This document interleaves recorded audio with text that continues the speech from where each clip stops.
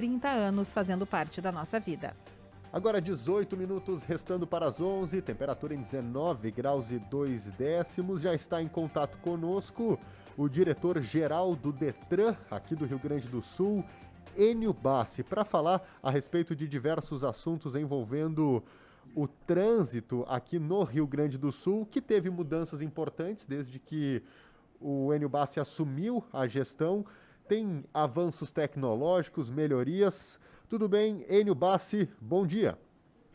Bom dia, uma satisfação falar com vocês, todos os ouvintes aí do Troca de Ideias e com a nossa Rádio Independente.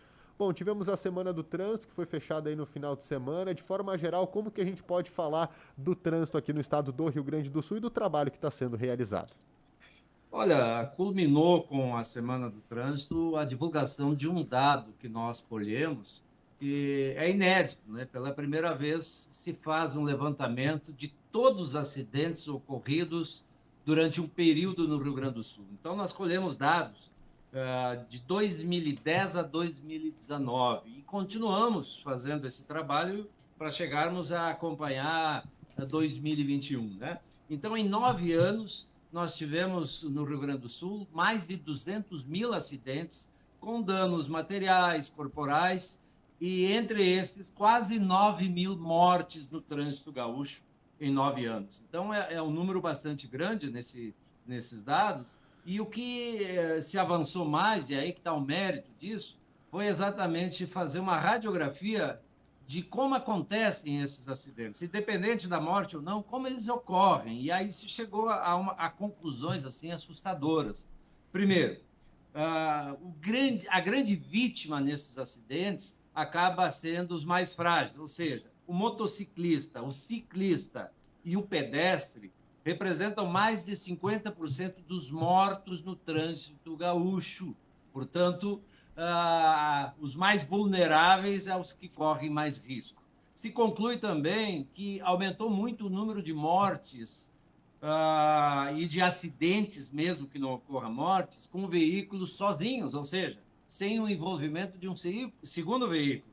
Capotamento, o choque com objeto físico, tombamento, isso chega a 26% de todos esses dados colhidos. Isso pode significar uma causa nova nos acidentes de trânsito, uma causa dos últimos anos, ou quem sabe dessa última década, que é o manuseio do celular. Isto é difícil comprovar, porque quem se envolve num acidente, um capotamento, porque estava mexendo no celular, ele dificilmente vai confessar a causa verdadeira do acidente. Ele vai dizer que tinha um buraco na pista, se atrapalhou e tal, mas certamente o celular hoje pode ser considerado, sim, com uma influência de mais de 10% nos acidentes de trânsito, e aí não é só no Rio Grande, mas também no Brasil. Estamos conversando com o diretor-geral do Detran, do Rio Grande do Sul, Enio Bassi, em relação ainda a esses números. As campanhas realizadas, claro, a gente sabe que elas são de extrema importância, né, que se realizem de conscientização. A Semana do Trânsito é um exemplo disso, né, quando as campanhas são intensificadas, mas há ainda algo a mais que se possa fazer, principalmente em relação a essa questão do celular. A gente vê muito, tanto nas rodovias quanto dentro das cidades também, né, na rua, né, dentro dos municípios, também acontecem acidentes, o que às vezes a gente acaba chamando a atenção mais para a questão da rodovia. Mas essas mortes e esses acidentes também ocorrem dentro dos municípios. Olha, sem dúvida, Rita, nós entendemos que esses dados são importantes, por quê? Porque eles dão instrumentos ao agente público, e nós estamos passando esses dados para todos os municípios, aos prefeitos, para todos os órgãos de trânsito, Polícia Rodoviária, o Comando Rodoviário Estadual, para que sirvam esses dados para que se otimize os recursos que os municípios têm e o Estado tem. Os recursos não são muitos, então não dá para gastar em operações inúteis. Por exemplo, não adianta fazer uma blitz, uma abordagem ao meio-dia num local ermo, não vai ter resultados. Então, esses dados que a gente colhe, eles servem para que o órgão público cirurgicamente tente atuar ali onde o problema está ocorrendo. Se nós já detectamos Primeiro, que os ciclistas, o pedestre em atropelamentos, os mais vulneráveis são os que mais morrem no trânsito. Então, quando se fizer campanhas de conscientização,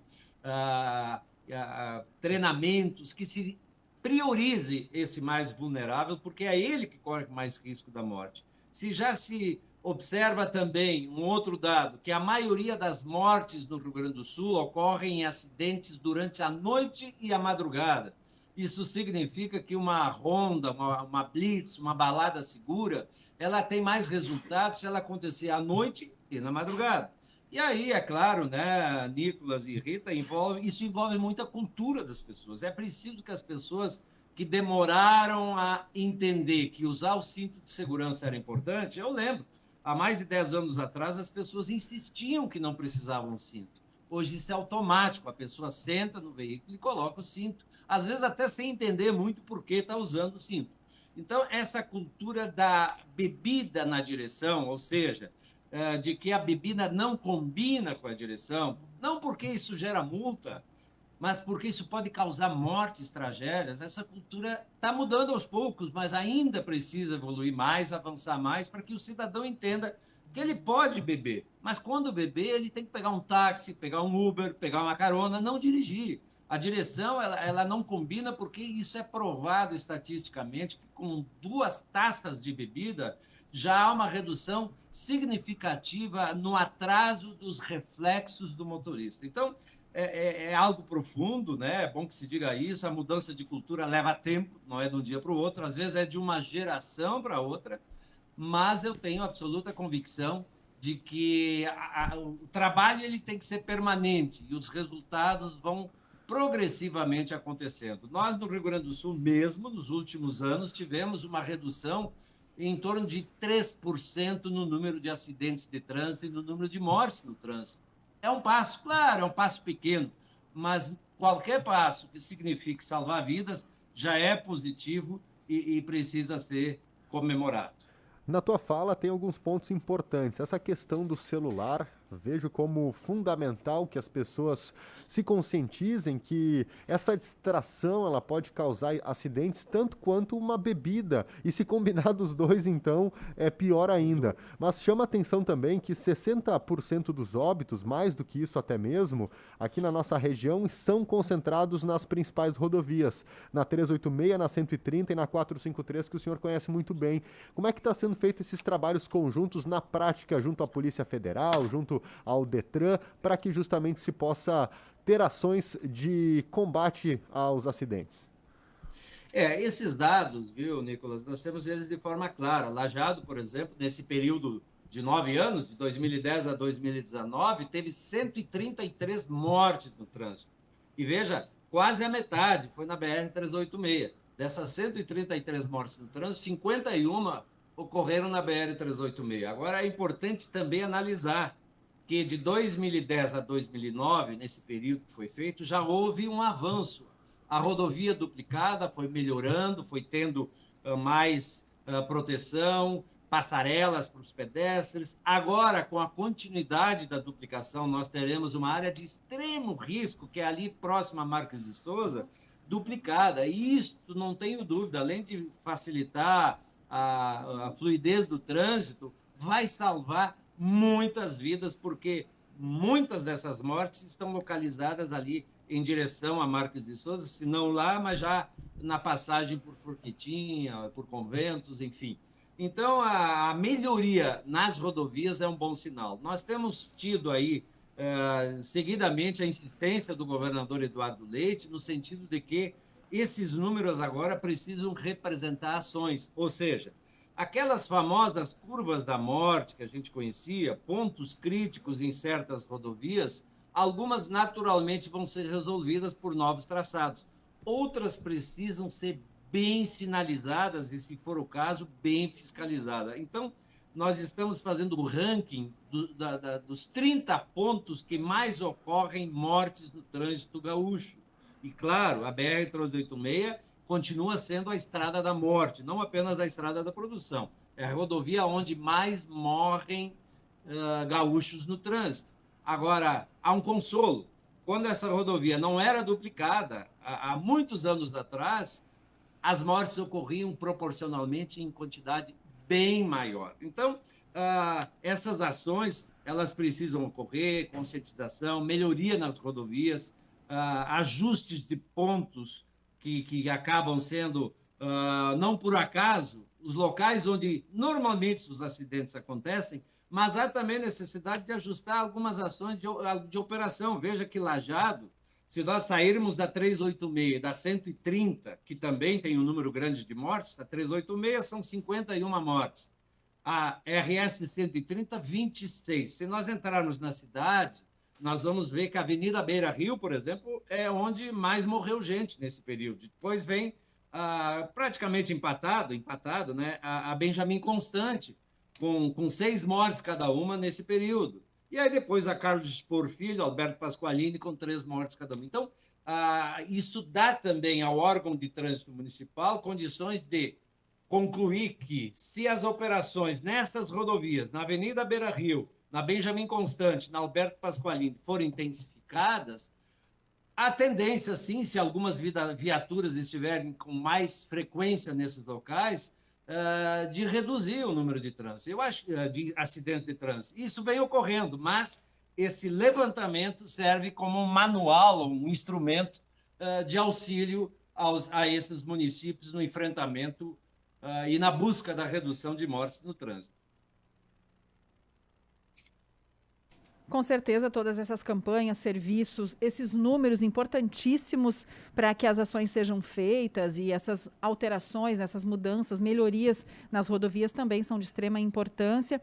E, é claro, né, sempre combinado com a conscientização dos motoristas, que são os que entram no seu carro e trafegam por esses locais, né? Por isso toda essa atenção aí é muito Rita, importante que ocorra também. Veja, Rita, por exemplo, que há um artigo no Código de Trânsito, o artigo 29, parágrafo 2º. O que ele diz? Ele define uma hierarquia de responsabilidade no trânsito, e parece que muitos motoristas não sabem disso. É uma guerra, cada um está cuidando e achando que si próprio é o principal condutor de trânsito e pode fazer, respeitando algumas regras, basicamente o que quer. Não, o artigo 29, parágrafo 2º, diz que no trânsito os maiores têm que cuidar dos menores, ou seja, os caminhões e ônibus têm que ter cuidado com automóveis, ciclistas e motociclistas. Os automóveis têm que ter cuidado com os menores, mais vulneráveis, que é o motociclista, o pedestre e o ciclista, e assim por diante. Então, o parágrafo 2º do artigo 29 do Código de Trânsito, ele é claro, explícito, nessa hierarquia de responsabilidade no trânsito. Não é todo mundo igual no trânsito, não. Os mais vulneráveis têm que receber uma atenção redobrada dos veículos mais potentes e mais encorpados, como caminhões, ônibus e automóveis. Bom, diretor-geral do Detran RS, Enio Bassi, uma das mudanças que estão sendo aprimoradas e que tem tido aceitação da população é com relação à documentação digital em relação a veículos, carteira de motorista. Como que tem sido a adesão das pessoas, o entendimento? A gente sabe que qualquer mudança ela causa um desconforto e que a gente está vivendo dias onde a tecnologia está cada vez mais fazendo parte da nossa vida. No aparelho celular você acaba tendo a sua documentação, e como que o Detran está se posicionando em relação a isso para auxiliar então as pessoas a manterem aí os seus documentos em dia e estarem regularizadas? É verdade, Nicolas. Veja o primeiro aspecto. Não adianta nós queremos ficar para trás no avanço tecnológico. Já até por orientação do próprio governo, do próprio governador Eduardo Leite, a tendência é que até o final da nossa gestão, até o final do ano que vem, nós tenhamos 100% digitalizada a documentação e qualquer encaminhamento de recursos no Detran. Veja que hoje o cidadão, quando faz um recurso, ele é multado. Aí ele acha que não foi justo, ele entra com recurso. Ele pode fazê-lo pelo correio. Ele imprime, ele digita os seus argumentos, manda pelo correio, e o correio lá encaminha para o Detran, e depois a estrutura do Detran vai digitalizar isso no sistema. Mas Também pode ser feito esse recurso no aplicativo do Detran. E aí já entra eletronicamente, virtualmente, toda essa documentação, para evitar que ocorra o que aconteceu há 2 meses atrás, aquela tragédia, o incêndio que destruiu tudo. E eu digo mais, dos órgãos que estavam naquele prédio, o Detran era o único que estava 100% dentro daquele prédio. A SUSEP, o IGP, Secretaria de Segurança, tinham parte da sua estrutura ali dentro. O Detran foi 100%, queimou tudo. Então, nós estamos reconstruindo, recuperando o que é possível, né? Mas veja que a digitalização, o uso eletrônico, as próprias multas agora já permitem ao cidadão, através do aplicativo, tanto do Detran como do Denatran, acessar para buscar o pagamento da multa, buscar até descontos que podem chegar a 40% de desconto se o cidadão resolver pagar a multa e não discutir essa questão num eventual recurso. Nós temos programas importantíssimos. O programa Peça Legal, por exemplo, Nicolas e Rita, o programa Peça Legal que nós implantamos agora, no início desse ano, a partir de fevereiro ele foi implantado, ele vai ser um instrumento também para continuar ajudando a reduzir o roubo e o furto de veículos, que já caiu muito nesse estado, mais de 50%. O que é esse programa? O cidadão quer comprar uma peça usada, hoje ele tem que sair por aí procurando em alguns desmanches, às vezes até vai num desmanche ilegal, porque ele não conhece. Agora não, ele vai entrar no aplicativo do Detran, peça legal, e aí ele vai colocar ali, ó, procura a porta de um Gol, por exemplo. E aí vai aparecer a lista de desmanches legais que possuem aquela peça que ele está procurando, os contatos telefônicos, para que ele possa, então, contatar com aquele desmanche e, se quiser, fazer a compra até pela internet, pelo telefone. Então, é a garantia de que essa peça é legal, ela vai ter o selo de legalidade, não vai ser oriunda do crime, do roubo, do furto, ou de um desmanche que não está credenciado e aí suscetível também a ser um receptador de veículos roubados ou furtados. Então, são vários instrumentos, são vários instrumentos que sempre crescem e aumentam as possibilidades do cidadão através da internet, através de aplicativos, através do computador ou do celular, acessar e resolver os seus problemas. Eu vou dar um último exemplo em relação a isso, Nicolas e Rita. Nós tínhamos, até o final do ano passado, um represamento de 70 mil provas teóricas que atrasavam, que não, em função da pandemia não se conseguia regularizar. O que nós fizemos? Implementamos um programa via internet, onde o cidadão, ao invés de fazer a prova teórica com lápis no papel, isso era feito em alguns centros de prova, poucos no estado, que não chegava a mais de 10, nós implementamos essas provas em todos os CFCs. Só em Lajeado tem 3, mas em todos os CFCs, são 268 CFCs no Rio Grande do Sul. Cada um deles faz a prova nas suas dependências, com monitoramento de câmaras, e de forma online, o examinador aqui no Detran monitora, acompanha a realização e a legalidade da realização dessa prova. Antes, a prova no papel escrita era recolhida, era levada para o assédio do Detran para ser digitalizada, corrigida, em alguns dias vinha a resposta. Agora o cidadão faz a prova no próprio CFC, no computador, e em minutos ele sabe se foi aprovado ou não, ele tem o seu resultado. É muita rapidez e segurança, né? Bom, Bassi, os assuntos não faltam, poderia abordar inúmeros assuntos que me ocorrem nesse momento e os ouvintes também trazendo uma série de demandas, mas a gente está com o nosso tempo esgotado, a gente está em cima do noticiário da hora. Vou apenas registrar aqui alguns recados dos nossos ouvintes. Com relação às baladas seguras, ouvinte fala que não está mais observando esse tipo de ação, inclusive será pauta da nossa repórter Gabriela Rautrive, que daqui a pouco vai trazer informações junto ao Departamento de Trânsito, que está retomando com operações, especialmente nos finais de semana. O Ademir José Alves da Costa está questionando por que de continuar tão caro a expedição de documentos, como CNH, CRV, CRVL, se agora está tudo digital, não tendo custos de correios. E também ouvinte diz que tem que desburocratizar o site do Detran. Ouvinte que diz ter conhecimento de informática, mas tem também algumas dificuldades. Imagina então quem é leigo. É o Beckman que manda esse recado, registrando aqui a participação dos ouvintes, Enio.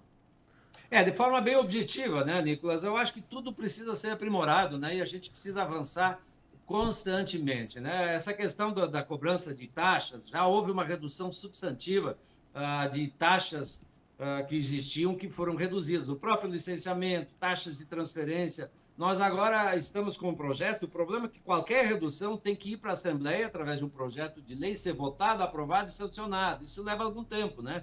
Estamos encaminhando 2 valores para a CNH. Quem quiser receber a CNH pelo correio, como é feito tradicionalmente, vai pagar um valor X. E quem quiser recebê-la apenas pelo aplicativo, pela internet, o valor vai ser apenas simbólico, algo em torno de R$ 4 ou R$ 5, e não vai ter a impressão. Claro, não é o valor total do que cobram os CFCs. Mas, de qualquer forma, para encerrar, Nicolas, Rita, eu apenas queria fazer colocar um ponto. Muitos se queixam que o Detran multa. O Detran não multa ninguém, é bom que isso fique bem claro. O Detran é apenas o mensageiro das multas que são aplicadas pelo agente de trânsito municipal, pela Polícia Rodoviária Federal ou estadual. Então, o Detran, ele acaba como mensageiro, às vezes, sendo criticado. Mais uma multa do Detran. Não foi o Detran. O Detran apenas enviou. Quem aplicou a multa foi outro órgão. Tá certo, muito obrigada. Teríamos ainda vários outros assuntos para abordar. Quem sabe numa próxima oportunidade conversaremos novamente com o diretor-geral do Detran do Rio Grande do Sul, Enio Bassi. Obrigada pelas informações